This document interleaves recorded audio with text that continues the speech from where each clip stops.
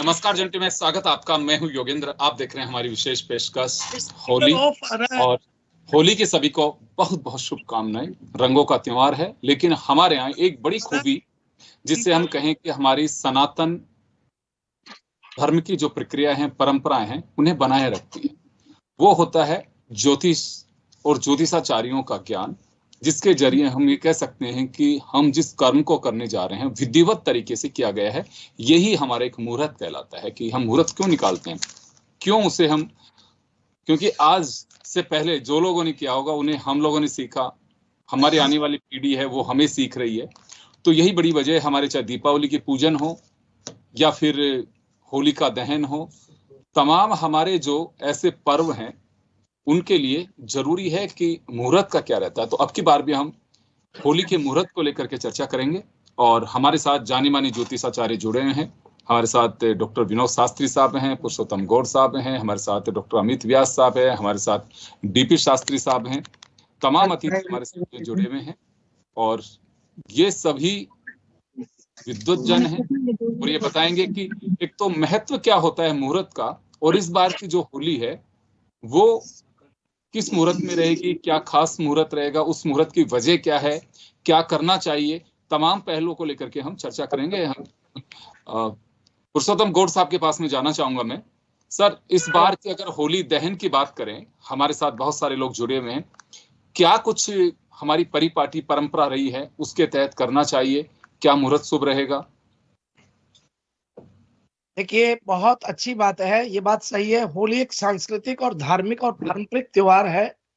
दूसरे, हमारे भारत में सनातनियों के लिए सबसे बड़ा उत्साह का एक पर्व होता है।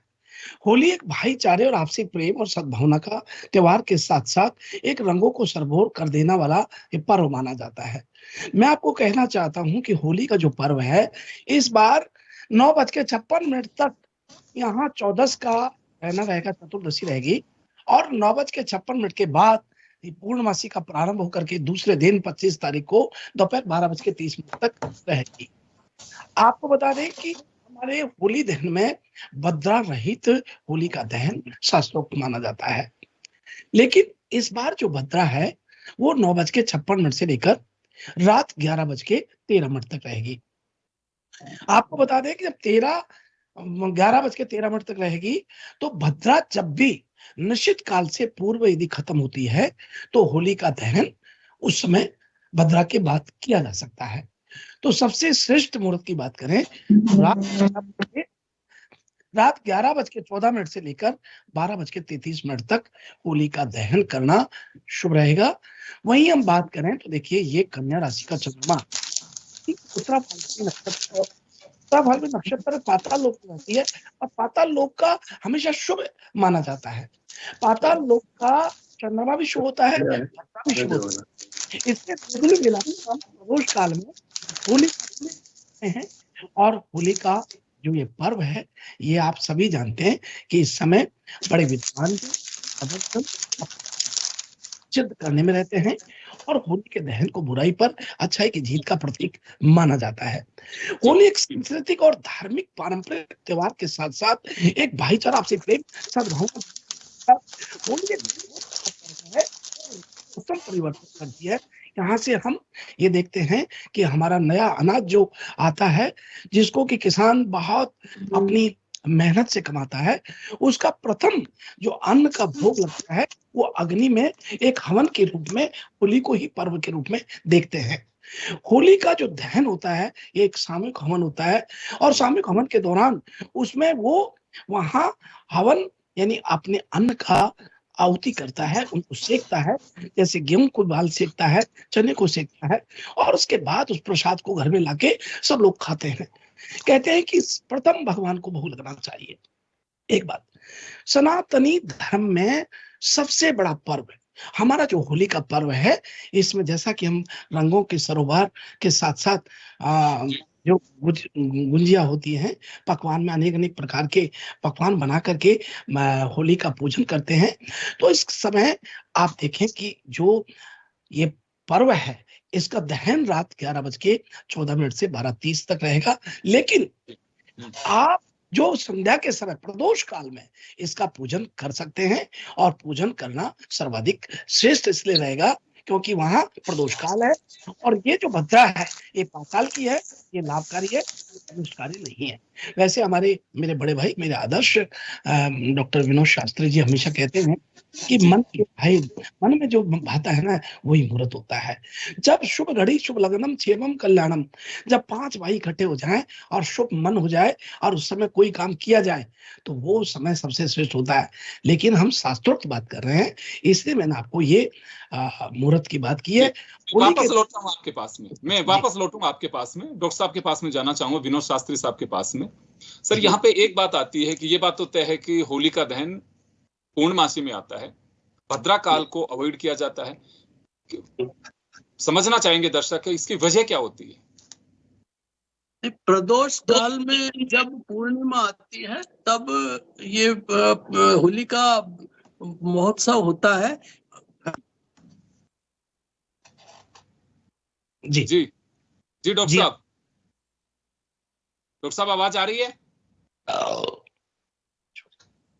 चले मैं अमित व्यास साहब के पास में जाना चाहूंगा। सर क्या लगता है आपको कि अभी मैं शास्त्री साहब से मेरा जो सवाल था, जी शास्त्री साहब आपसे आउट हो गए थे, मैं आप से मैं कंटिन्यू करना चाहूंगा। भद्रा काल का जो समय होता है उसे क्यों अवॉइड किया जाता है, और पूर्णमासी में होली का जो दहन, उसका लॉजिक अगर कोई जानना चाहे तो क्या है इसकी वजह? फाल्गुन शुक्ला पूर्णिमा जब प्रारंभ होती है तो पूर्णिमा का आधा भाग भद्रा काल होता है, विष्टिकरण होता है, और ये विष्टिकरण है, ये भद्रा कहलाती है। और ये निंदित होता है यदि पूर्णिमा अर्धरात्रि के बाद तक भी भद्रा रहे, तब तो फिर भद्रा पुच्छ में इसका दहन हो जाता है। लेकिन यदि पूर्णिमा पूरी अर्धरात्रि से पहले, निशीत काल से पहले यदि भद्रा रहित पूर्णिमा मिल जाती है तो ऐसी स्थिति में जो दहन है वो भद्रा के बाद होता है। ये भद्रा है, ये थोड़ा, ये पौराणिक दृष्टि से इसके संदर्भ में कई चीजें हैं, पर भद्रा को थोड़ा चांचल्य युक्त नक्षत्र माना गया है, इसलिए इसमें जैसे रक्षाबंधन, होलिका दहन आदि ठीक नहीं माना गया है। तो अभी भी इसमें जैसा कि अभी हमारे भाई विद्वान जो पुरुषोत्तम जी बता रहे थे, तो ठीक वैसे ही 11:14 से 12:33 तक जो निशीत काल तक, अर्धरात्रि तक का जो काल है वो इसमें श्रेष्ठ रहता है। अब वैसे तो मुहूर्त के दृष्टि से और इसकी दृष्टि से कई जगह अलग अलग तरह से इसकी विवेचनाएं की गई है। नारद पुराण में इसका, जैसे नृसिंह अवतार और हिरण्यकश्यपु की कथा, उसकी जो बुआ थी होलिका, उसकी कथा है जिसके उसके दहन के उपलक्ष्य में ये मनाई जाती है। तो वैसे ही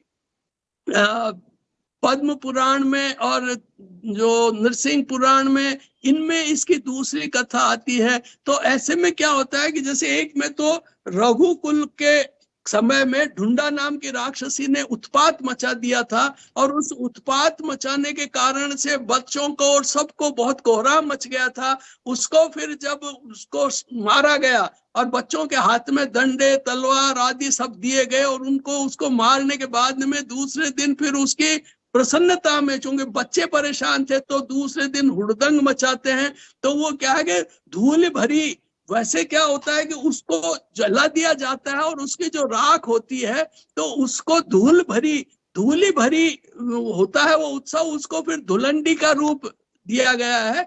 और होली का जो रूप है ये भी होलाक, जो जिसको हम होला कहते हैं, चने जो होते हैं, उन चनों को इसमें इष्टि, चनों की इष्टि, होला की इष्टि की जाती है। जैसा अभी पंडित जी बता रहे थे कि ये नवान्नेष्टि होती है, इस नवान्नेष्टि के कारण से ये बहुत महत्वपूर्ण हो जाता है ये उत्सव हमारे लिए। जी मैं बिल्कुल अमित व्यास साहब आपके पास में आना चाहूंगा। कुछ लोग इसमें अलग अलग प्रकार से होता है, मैं कहीं पढ़ रहा था कि इसमें खीर का भोग भी लगाया जाता है होली में, जब ऐसा आयोजन होता है तो उसका कोई अलग महत्व है? देखिए, वैसे तो शास्त्रों के हिसाब से जो चीज हमारे पास उपलब्ध होती है मिठाई के नाम पर, उसका ही भोग लगाया जाता है। क्योंकि हम प्राचीन काल से कृषि व्यवस्थाओं पर आधारित रहे हैं, तो जैसा कि अभी पूर्व के वक्ताओं ने बताया कि फसल कटने का भी टाइम होता है, दूसरा क्या होता है कि नए कपोल आना चालू हो जाते हैं। तो किसी भी चीज को अगर हम वातावरण से जोड़ते हैं या प्रकृति से जोड़ते हैं, तो जब प्रकृति अपना रूप परिवर्तन करती है, तो हमारे देश में जितने भी त्योहार बनाए जाते हैं सामान्यतः, चाहे वो होली हो या दिवाली हो, ये रूप परिवर्तन जब प्रकृति करती है, यानी एक ऋतु से दूसरे ऋतु में परिवर्तित होती है, तो उस समय पर हमारे पास में जो उस ऋतु का आगमन करने के लिए या उस प्रकृति को स्वीकार करने के लिए अगर हम किसी भी चीज को एक धर्म से, आस्था से जोड़ते हैं, चाहे वो होली की बात हो या दिवाली की।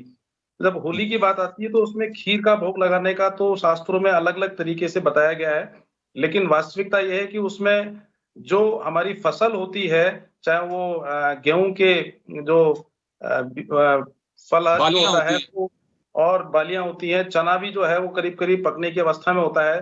तो हम लोग जब होली जलाते हैं तो उस समय पर वहां पर महिलाएं दिन में प्रदोष काल में पूजा करती हैं, वहीं पर भोग लगाती हैं, गुजिया का भी भोग लगाती हैं, खीर का भी भोग लगता है, कई जगह पर गुड़ का भी भोग लगाया जाता है, और कई जगह पर महिलाएं दही का भी भोग लगाती हैं। तो अलग अलग जगह पर अलग अलग तरीके से इसको पूजने का शास्त्रोक्त विधान बताया गया है, लेकिन जो चीजें व्यवहारिक होती हैं वही त्योहार के आनंद को बढ़ा देती हैं। तो मेरा यह मानना है कि व्यवहारिकता में जिस प्रकार से धुलंडी के बारे में डॉक्टर साहब ने बताया कि भाई जब होली जलती थी उसके बाद में जो उसकी राख बच जाती थी उसको उड़ाकर लोग बाग उस उल्लास मनाते थे कि साहब हमने बुराई का अंत कर दिया और अच्छाई की जीत हुई। तो उसको एक प्रदर्शित माध्यम से करने के लिए तरीका अपनाया, लेकिन जब से बाजारवाद बाजार में आया, या यूं कह लीजिए कि बाजारवाद की भूमिका बढ़ी, तो रंग है, गुलाल है, पिचकारी डीपी शास्त्री जी आप बैठ जाइए, फ्रेम से आउट मत होइए। डीपी शास्त्री साहब लाइव में हैं, आप फ्रेम से आउट मत होइए। तो कहने का तात्पर्य यह है कि आपने जो बात कही उस बात में सिर्फ एक चीज ऐड की जा सकती है कि भोग जो लगाया जाता है वो हमारी श्रद्धा अनुसार लगाया जाता है, और अगर शास्त्रों के अनुसार बात करते हैं तो चाहे भोजन किसी भी नए पदार्थ का हो या नई किसी वस्तु का हो, अगर हम किसी भी होलिका के दहन में इस प्रकार की चीजों का भोग लगाते हैं तो निश्चित रूप से हम उसको कहीं ना कहीं घरों से भी चलिए हैं। बिल्कुल अपना अपना एक परंपरा है और उसी तरह से इसका आयोजन किया जाता है। और जैसे विद्युत जन हमारे साथ में बैठे हुए हैं, उनका सबका मानना है कि हर जगह की अपनी एक अलग परंपरा है, लेकिन परंपरा का निर्वहन करना और मुहूर्त के साथ करना, मतलब विधि विधान से करना, ये सनातन धर्म का एक महत्वपूर्ण, एक ये कहूं कि परंपरा का हिस्सा इसे कहा जा सकता है। डीपी शास्त्री साहब आप फ्रेम में बने रहिए, अगर आउट होंगे तो दिक्कत होगी फिर। मैं आप एक तो अनम्यूट करिए, आप म्यूट किए हुए हैं, अनम्यूट करिए। और दूसरा मैं चाहूंगा कि वाकई जो त्योहार हैं उसमें मुहूर्त का क्या योगदान है, मुहूर्त क्यों जरूरी है? आप म्यूट किए हुए हैं, अनम्यूट करिए।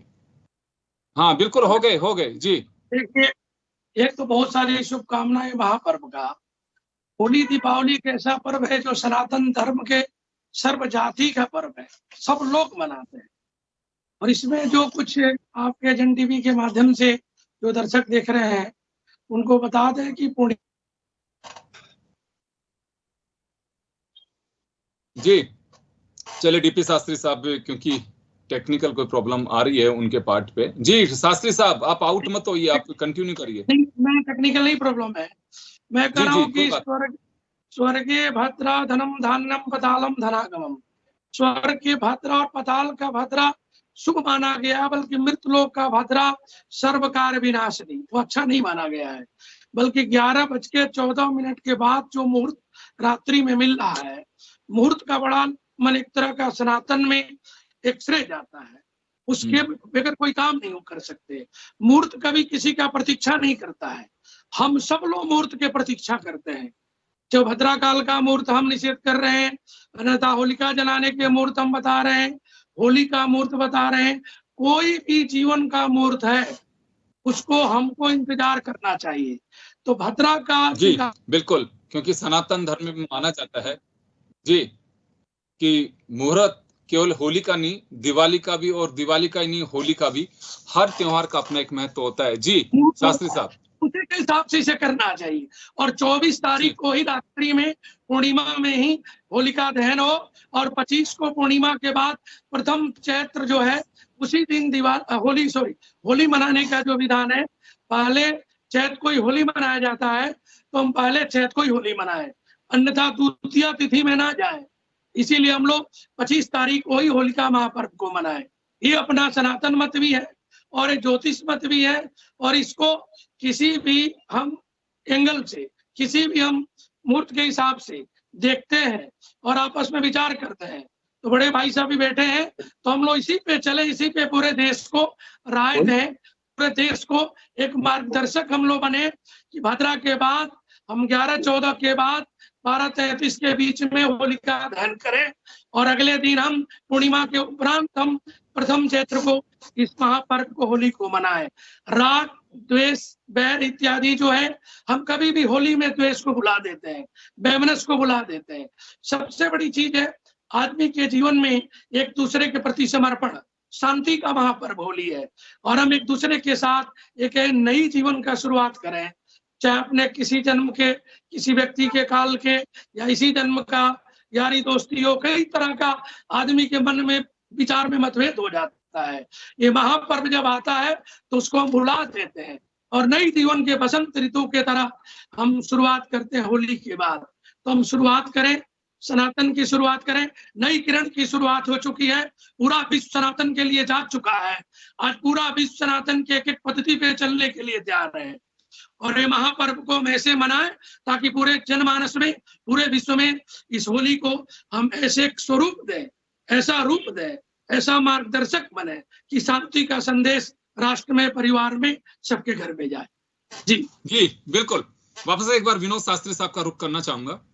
सर, मेरा जो सवाल अभी था, मुहूर्त के हिसाब से हर काम हमारे यहाँ पे किया जाता है, वो चाहे मकान के निर्माण का हो, विवाह हो, यानी कि अगर बच्चे के लिए शुद्ध स्नान किया जाता है जिसमें जच्चा और बच्चा का, उसमें भी मुहूर्त होता है।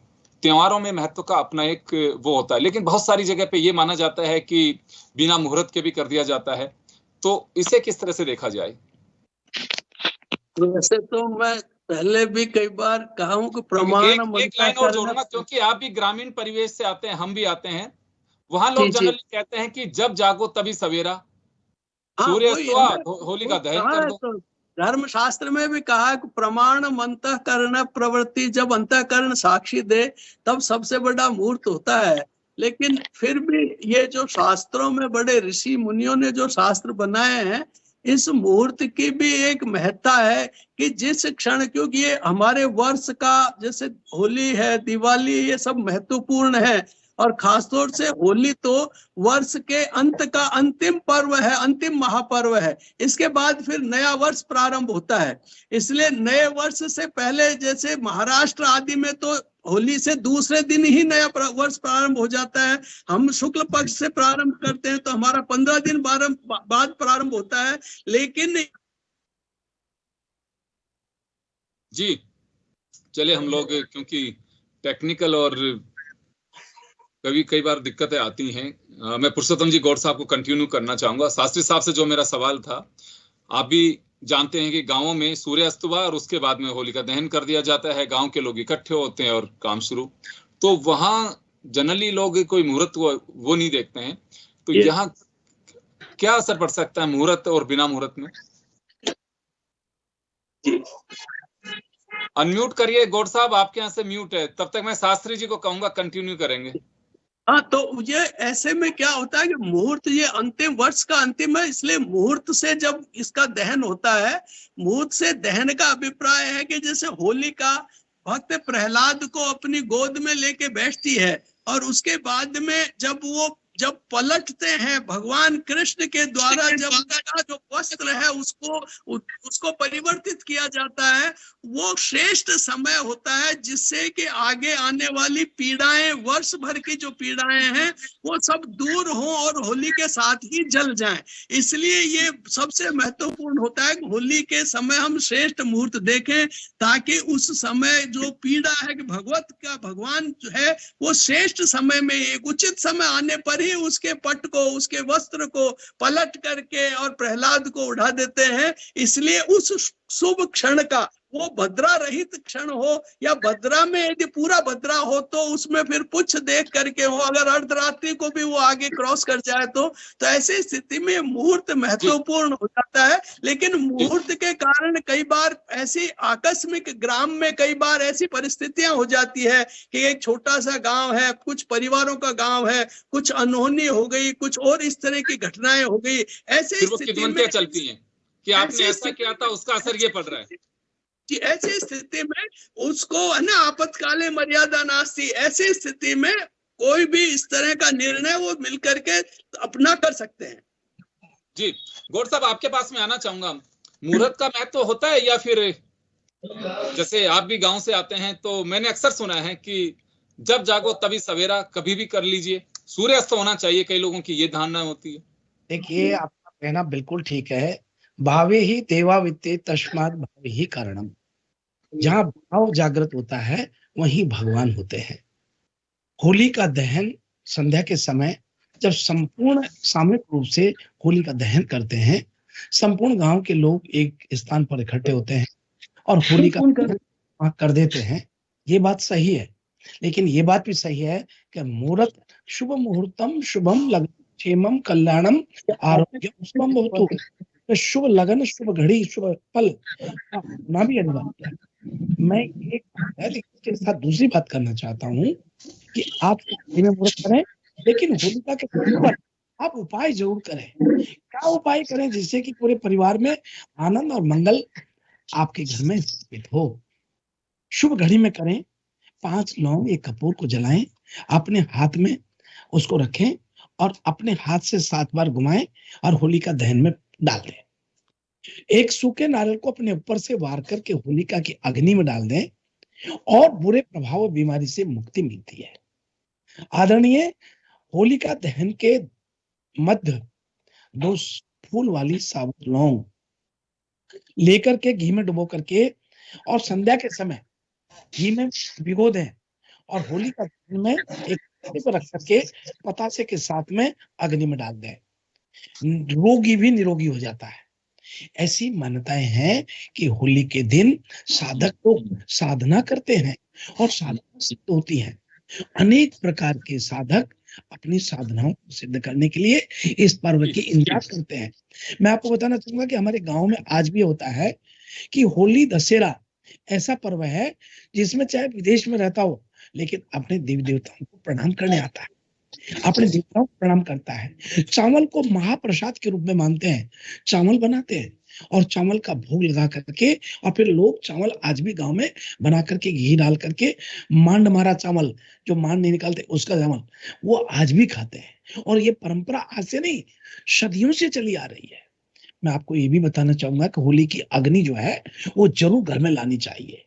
और साथ में आप ये विशेष बात मैं जो अपना मेरी तरफ से कहना चाहूंगा कि होलिका की दहन की जो अग्नि लाओ उसको घर में से घुमा करके परेंडा पर रखो, ताकि घर में किसी भी प्रकार की आदि व्याधि कष्ट पीड़ा सब दूर हो सके।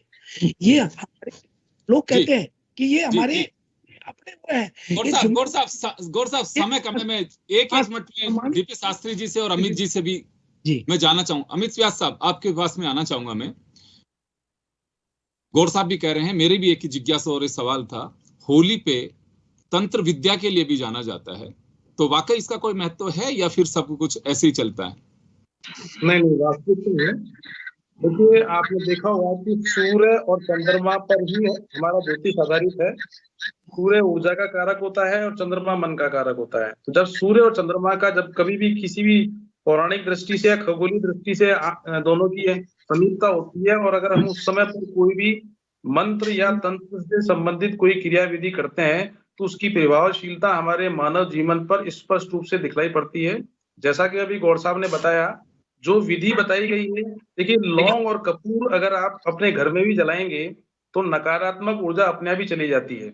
और अगर ये सभी लोग मिलकर अगर अपन एक होलिका दहन में अगर ये सभी लोग ये हिंदू धर्म के व्यक्ति मान लें कि साहब हमारे को ये सारे काम करने हैं, तो आप मानना कि जो बैक्टीरियल इन्फेक्शन होते हैं मौसमी परिवर्तन की वजह से, वो अपने आप ही आसपास का जो वातावरण जो है वो ऑक्सीजन से युक्त हो जाएगा। तो हमारे जितने भी त्योहार हैं उसमें वैज्ञानिक रहस्य छुपा हुआ है। और चूंकि होली का त्योहार रंगों का त्योहार है, तो लाल रंग, पीला रंग और बैंगनी रंग और नीला रंग, ये रंग अगर मैक्सिमम से मैक्सिमम हम इस्तेमाल करते हैं खेलने में, तो इसका हमारे मानव जीवन पर, हमारे शरीर पर, रोग प्रतिरोधक क्षमता पर प्रत्यक्ष रूप से देखने को मिलता है। तो इसीलिए कोई भी बातें अगर हमारे शास्त्रों में बताई गई हैं, उसके पीछे वैज्ञानिक तथ्य है, वो अलग बात है कि हम लोग महत्व भी है। जी चलिए डीपी शास्त्री साहब, आपके पास में आना चाहूंगा मैं। बहुत सारी जगह पे होली और दशहरा का इंतजार किया जाता है, लेकिन हम बात होली तक ही सीमित रखेंगे, क्योंकि अभी बताया गया, गौड़ साहब ने भी कहा कि अलग अलग विधाओं की इसमें एक देन होती है।